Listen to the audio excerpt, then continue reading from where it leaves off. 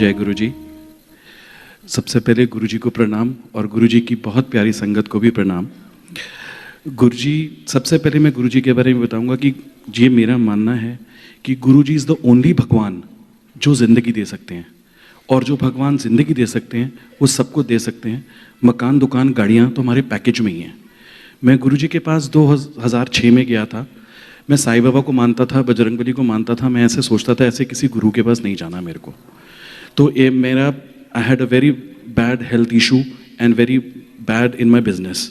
तो मैंने कहा चल एक बार जाके देखता हूँ। मेरी सिस्टर गुरु जी के पास जाती थी, तो मैंने कहा ऐसे मैं किसी गुरु के पास नहीं जाऊँगा, बट लेकिन मैं बहुत बुरा फंसा हुआ था। तो मैंने कहा चलो एक बार जाके देखते हैं। मैं यहाँ पर गुरु जी का, जिनको पता है, एम्पायर स्टेट में छोटा मंदिर था, मैं वहाँ पर लाइन में लगा। मेरे को 2 लोग पकड़ के लेके गए क्योंकि मेरी इतनी तबीयत ख़राब थी। और मैं जो लाइन में लगा तो मेरे को सब बोलते थे कि आप गुरु जी से बात नहीं कर सकते, गुरु जी अंतर्यामी हैं और गुरु जी से आप कुछ पूछ नहीं सकते हो, गुरु जी को बात करनी होगी तो अपने आप करेंगे। मैंने कहा अच्छा ठीक है, कोई बात नहीं। मैं लाइन में लग गया। मैं जो लाइन में लेकर देखा, मिनिस्टर बैठे हुए, बड़े बड़े लेफ्ट राइट में मिनिस्टर बैठे हुए थे। मैंने कहा चलो ठीक है, लाइन में लग जाता हूँ। मैं लाइन में लग के जो गुरु जी को मत्था टेका, गुरु जी ने बोला तेनू की प्रॉब्लम है। मैंने कहा गुरु जी मेरा सब कुछ खत्म हो चुका है, मेरी लाइफ इज़ टोटली मैस, मेरी हेल्थ भी ठीक नहीं है, मेरा बिजनेस भी पूरा खत्म हो चुका है। गुरु जी ने कोई बात नहीं, अगली बार आई हो लोटा लेके आई हो। मैं अगले संगत डे में फिर गया, ऐसे ही मैं लाइन में लगा। मैंने कहा गुरु जी कौन सा याद कि मैं कितने दिन पहले आया था, आई थिंक 2-4 दिन पुरानी बात थी। मैंने कहा गुरु जी को क्या पता कौन मेरे को याद रखेंगे। मैं फिर लाइन में लगा। मैं लाइन में लग के गुरु जी को मत्था टेका। गुरु जी ने बोला तेरा नाम क्या है? मैंने कहा गुरु जी मेरा नाम रवि ग्रोवर है। गुरु जी ने बोला तेरा डेट ऑफ बर्थ क्या है? मैंने गुरु जी को अपनी डेट ऑफ बर्थ बताया, वो भी गलत बताया, मेरी तबीयत ही ठीक नहीं थी। मैंने गुरु जी नहीं ये डेट ऑफ बर्थ। गुरु जी ने कोई बात नहीं, जा कल्याण की था, तेरू कोई प्रॉब्लम है, जा ऐश कर। और गुरु जी ने लोटे का बताया कि जो वहाँ संगत बैठी थी उन्होंने बताया कि लोटे से आप थोड़ा पानी पी जाओ ना, ये वो आज तक हम वही लोटा यूज़ कर रहे हैं। तो उसके बाद में ऐसे लगा, आप बिलीव करेंगे, within few days my health became totally fine. I got so many medical test done, मेरे ब्रेन का MRI हुआ, सब हुआ। तो डॉक्टर ने बोला जा ऐश कर, जा निकल जा, कुछ नहीं है तेरे को, कोई प्रॉब्लम ही नहीं है। बट ये है कि हम ह्यूमंस हैं, again we back to our own things. अपना काम करा के गुरु जी के पास भी जाता था, मैं साईं बाबा के पास मंदिर भी जाता था, बजरंगबली के मंदिर भी जाता था, लेकिन मेरा दिमाग कहीं भी स्टेबल नहीं था। तो ऐसी एक संगत में मैं, गुरु जी ने उसके बाद चोला छोड़ दिया। अब हमें लगा कि एज अ ह्यूमन मेरे को लगा कि मैं, गुरु जी तो अब चले गए हैं, अब कौन देखेगा, अब गुरु जी तो है नहीं। पता लगा मैं बजरंगबली के मंदिर भी नहीं जा रहा आजकल और गुरु जी भी मेरे को नहीं लेंगे। तो मैं फिर ऐसी संगत में मैसेज मिला हमें कि आई शेयर्ड विद दिस संगत कि मेरे को ये इशू है दिमाग में। तो उन्हें बोला कि बेसिकली मुझे विश्वास तो किसी पे ही नहीं है, मैं सिर्फ अपना काम कराने निकला हूँ।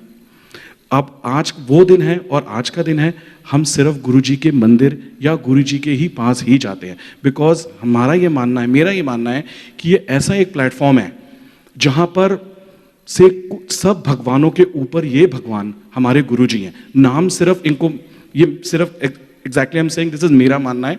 ऐसा नहीं है कि I mean I don't want anybody to understand other way around, कि हम, मेरा ये मानना है कि इनसे ऊपर इस धरती पे ना कभी कोई भगवान आया था और ना आएगा। क्योंकि इनकी शरण में आने के बाद लाइफ ऐसी चेंज हुई। वो आप बच्चों की पजल होती है ना, दैट वाज माय लाइफ। बच्चे, फैमिली, सब कुछ गुरु जी ने इतना सेटल कर दिया। आप विल यू नॉट बिलीव कि इतना सेटल कर दिया कि आज we have never looked back, never look back. Life में प्रॉब्लम्स तो आनी ही हैं, प्रॉब्लम्स तो हमें भी आती हैं, लेकिन हमें ये पता है कि हमारे साथ हमारे गुरु जी हैं। हमारा एक नियम बना हुआ है घर में कि मैं, जब हमारे घर में गुरु जी का मंदिर है, हम वहाँ जब घर से निकलते हैं तो हमें पता होता है गुरु जी आज चलो साथ, आज प्रॉब्लम है। तो हम ये इतना, हम तो एक मेटलिस्टिक चीज़ों को मांगते हैं या हेल्थ मांगते हैं, बट गुरु जी कुछ और ही देख रहे थे। हमें ये मानना चाहिए कि जो गुरु जी कर रहे हैं हमारे लिए, क्योंकि जब हम गुरु जी के पास आ गए हैं तो एवरीथिंग, सारी डोर उनके हाथ में है। I have no regrets. We lose anything, we win anywhere, but जो करेंगे गुरुजी हमारे ठीक ही करेंगे। मेरी वाइफ को गुरुजी ने health the. She was having lot of medical issue problems. गुरुजी ने ड्रीम में उसके इलाज किए हैं, मेरे कितने इलाज किए हैं। मैं आपको एक इंसिडेंट बताता हूँ कि मैं यहाँ से अहमदाबाद जा रहा था। ये बात है कोई 2013-14 की। मैं अहमदाबाद जा रहा था, तो हमारी एक आदत बनी हुई कि गुरुजी चलो अहमदाबाद चलें। तो हम अहमदाबाद जा रहे थे, आई वॉज गोइंग। तो जो मेरी एक मीटिंग थी कोई ऑफिस की, तो मैंने गुरुजी ऐसे ही मेरी सिस्टर के घर उसी दिन कोई सत्संग प्लान हो गया। तो अब मैंने अपने क्लाइंट को बोला कि I will not be able to come for this for the meeting because मेरे घर में कोई फंक्शन है। But the client was so adamant कि आना ही पड़ेगा तुम्हें इस मीटिंग में। तो मैंने कहा चलो ठीक है, लेट द सत्संग गो ऑन। तो मेरी सिस्टर ने बोला कैंसिल कर देते हैं, तू जब आएगा तब करेंगे। मैंने कहा नहीं नहीं ऐसा कुछ नहीं, यू प्लीज़ कैरी ऑन। तो उसके बाद मैं सुबह एयरक्राफ्ट में बैठने लगा हवाई जहाज़ में। तो जो मैं बैठने लगा तो मेरे एक कोई पर्टिकुलर सीट के लिए बोला, सुबह 6-7 बजे की फ़्लाइट थी। तो मैंने बोला कि एक पर्टिकुलर सीट के लिए मैंने उससे रिक्वेस्ट की। तो उसने बोला सर आपको सीट नहीं मिल सकती। मैंने कहा सुबह सुबह अहमदाबाद कौन जाएगा? तो इसे नहीं sir, there 150 passengers on board, 156 passengers on board. मैंने कहा अच्छा ठीक है। मैं बैठ गया, हवाई जहाज़ उड़ गया, हम लैंड होने लगे। तो अगर आप सब लोग गुरुजी के बारे में जानते हो तो गुरुजी के एक बॉडी में से एक फ्रेग्रेंस आती थी जो हमें कहीं भी आ जाती दुनिया के अंदर। जब हम एक फील क्रिएट करते हैं कि गुरुजी आ रहे हैं या गुरुजी वहाँ पर हैं, तो एक फीलिंग आती है कि गुरुजी की फ्रेग्रेंस से गुलाब की जो खुशबू आती है। तो जो हवाई जहाज़ लैंड होने लगा तो एकदम से ना गुरुजी की खुशबू आई। तो मैंने कहा वाह गुरुजी, चलो आज अहमदाबाद चलें। तो जो हम लैंड होने लगे, जो रनवे पे हवाई जहाज़ लैंड होने ही लगा, फ्लाइट वापस टेक ऑफ कर गई because it was emergency declared. Then the pilot announced, this is very rare position in my life कि मैंने देखा मेरे को ब्लैकआउट रनवे पे हो गया एंड हम देख नहीं पाए। तो वो एक बचाने के लिए, तो अगर आपने वो गुरुजी का ग्रंथ पढ़ा हुआ है जिसके अंदर लिखा है कि एक बचाने वास्ते मैंने 156 बचाने पड़ गए, which was exactly for me. And the same time मेरी सिस्टर के यहाँ गुरुजी का सत्संग हो रहा है। सो ये गुरुजी की एक लीला होती है जो हम short sightedness, we can not see anything beyond the wall. Guruji तो बहुत आगे तक देख लेते हैं। जो हम मेटेरियलिस्टिक चीज़ें मांगते हैं, ये हो जाए वो हो जाए, ऐसे मैं आपको बताता हूँ एक सत्संग। मेरी वाइफ को शुरू से दिमाग में था कि मेरे बड़ा बेटा जब 13-14 साल का होगा ना, ये have lot of health problem. ऐसे वो हेल्थ प्रॉब्लम हुई उसको and he was admitted in hospital. तो ऐसे हम गुरुजी को अरदास करते, गुरुजी आप देखो बच्चे ठीक रहने चाहिए, गुरुजी आप देखो। तो ही वॉज क्वाइट अनवेल। उसको पहले डेंगू हुआ, डेंगू के बाद फिर टाइफाइड हुआ। फिर अब हम जैसे ही अब हम हॉस्पिटल में ही रह रहे थे सारे, मेरी वाइफ और मैं दोनों। तो जब मैं आंखें बंद करूँ ना तो मुझे अपने बेटे की डेड बॉडी नजर आई गुरुजी के मंदिर के अंदर। तो मैंने अपनी वाइफ से कभी ये शेयर नहीं करी बात, because I can not share this. मैंने फिर आंख बंद करूँ तो मुझे गुरुजी दिखाएं कि गुरुजी बैठे हुए आसन के ऊपर और मेरे बेटे की डेड बॉडी पड़ी हुई है। बट मैंने कोई बात नहीं करी इस बारे अपनी वाइफ से। तो मेरा बेटा ठीक हो गया। हम सबसे पहले हॉस्पिटल से ही सीधा मंदिर गए। मंदिर में हम बैठे हुए थे तो मैंने अपनी वाइफ को ये बात बोली। मैंने कहा तुझे पता है मेरे को ना ये चीज़ दिखती थी गुरुजी के, जब भी मैं आंखें बंद करता था ना हॉस्पिटल में, इतने 12-15 दिन से हम बैठे हैं, जितनी बार मैं आंखें बंद करता मुझे डेड बॉडी दिखती थी। कहती मुझे भी दिखती थी। तो मैंने कहा चलो गुरुजी ने ठीक किया, चलो गुरुजी के यहाँ तो कोई होता ही नहीं, ऐसे कोई इश्यूज आते ही नहीं है। उसके बाद फिर मेरी sister also very close to Guruji. तो मेरी सिस्टर भी, चांस की बात है, वो मंडे का दिन था, मंदिर में बैठी हुई थी। तो मैंने मेरी सिस्टर को बोला कि मैंने बताऊं तुझे पता है कि मुझे और शिल्पा दोनों, मेरी वाइफ का नाम शिल्पा है, हम मेरे को और शिल्पा को दोनों को ना गुरुजी उदय की डेड बॉडी दिखाते थे। तो कह रही हाँ मुझे पता है ये बात है। सो दैट इज वाई गुरुजी। और जिस दिन माई सन वॉज मोस्ट क्रिटिकल, मेरी बड़ी सिस्टर के यहाँ गुरुजी का सत्संग हो रहा था। तो वो सब चीजें, और उसी दिन मेरे फादर हॉस्पिटल में एडमिट थे। तो वो एक सब कुछ गुरुजी ने कराना होता है। Families are attached. गुरुजी उसके यहाँ, मेरी सिस्टर, बड़ी सिस्टर यहाँ सत्संग करा रहे हैं, मेरे फादर हॉस्पिटल में है, मेरा बच्चा आईसीयू में है। So it was like all his planning. So मेरा यही मानना है कि गुरुजी, जैसे मेरा एक आदत है, मैं आपको अपनी हेल्थ का भी बताता हूँ कि मैं आउट ऑफ कंट्री ट्रैवल कर रहा था लास्ट ईयर। मैं वहाँ पर रात को सोया, मुझे 3-4 बजे एक ड्रीम में मैं देखा कि मैं ना फोर्टिस हॉस्पिटल में हूँ और हमारे एक फैमिली डॉक्टर हैं, वो मेरे को ट्रीट कर रहे हैं। I am totally naked. और वो एकदम से बोलते हैं कि ही इज गॉन। तो वो मेरी वाइफ को बुलाते हैं और मेरी सिस्टर को बुलाते हैं और कहते हैं कि देख ले, जो करना है कर लो, जिसको तुम याद करना है कर लो, ही इज गॉन। तो मेरी वाइफ और मेरी सिस्टर जय गुरु जी जय गुरु जी जय गुरु करते जा रहे हैं और मैं भी अपने अनकॉन्शियस स्टेट ऑफ माइंड में, I am dead what I am thinking, and मैं भी अंदर से जय गुरु जी जय गुरु जी जय गुरु जी करता आ रहा हूं। And I suddenly revive. और आप बिलीव करेंगे, जब मैं उठा नींद से, it was the same pumping of my heart, same pumping of my heart जो मेरे को ड्रीम में हो रही थी।